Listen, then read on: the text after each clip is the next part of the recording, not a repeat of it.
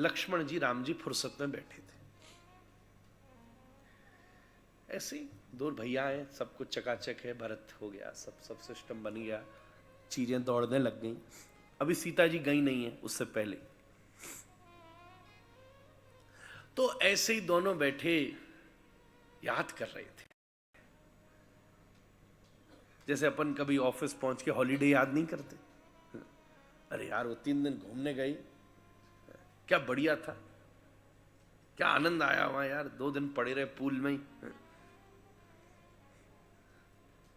तो राम जी भी बोले लक्ष्मण क्या सब बढ़िया रही, हमारी महल में फंस गए, अब तो व्यवस्था में देखो, पर अपन ने 14 वर्ष कितना आनंद किया।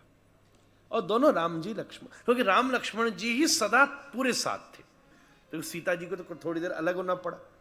हनुमान जी बीच में मिले, 2 जन जो पूरी वनवास में जाने से आने तक 24 आवर साथ थे, पूरे 14 वर्ष तो राम लक्ष्मण ही थे, इसलिए हर हिस्सा उनको पता था।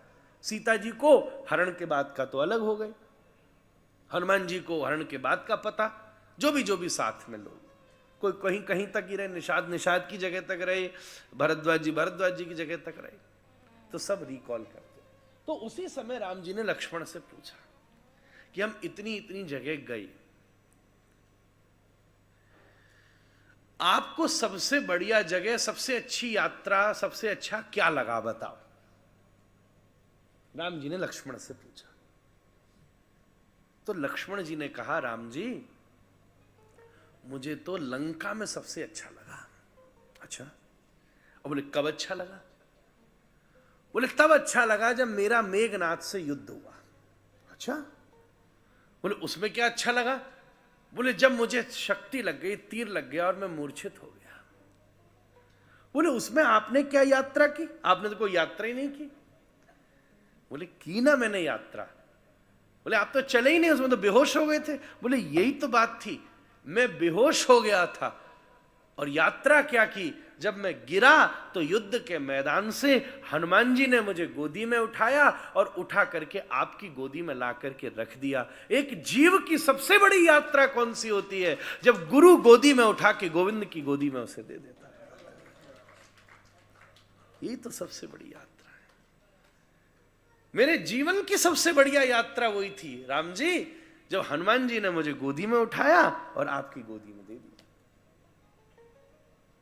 मुझे इतना आनंद हुआ उसमें, सब जगह तो मैं आसपास था, पीछे पीछे था, आगे आगे था, संग संग था, पर वो एक ऐसा मौका था, बलिहारी जाऊं मैं मेघनाद के तीर की।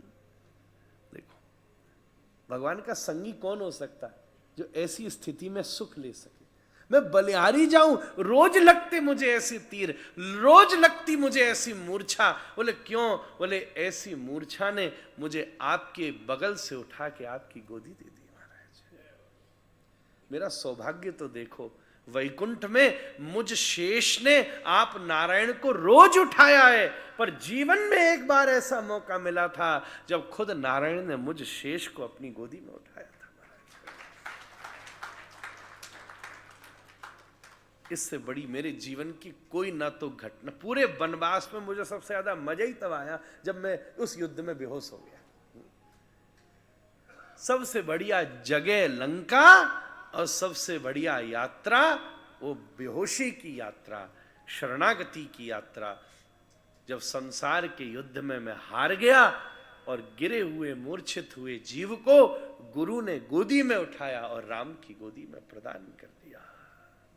ये मेरे जीवन की सबसे सुंदर यात्रा। राम जी सुनते ही भावुक हो गए और बगल में बैठे लक्ष्मण को खींच करके रघुनाथ ने हृदय से लगा लिया। वाह लक्ष्मण वाह, आज मैं गोदी में बैठा हूं महाराज। बस यही तो समझने की बात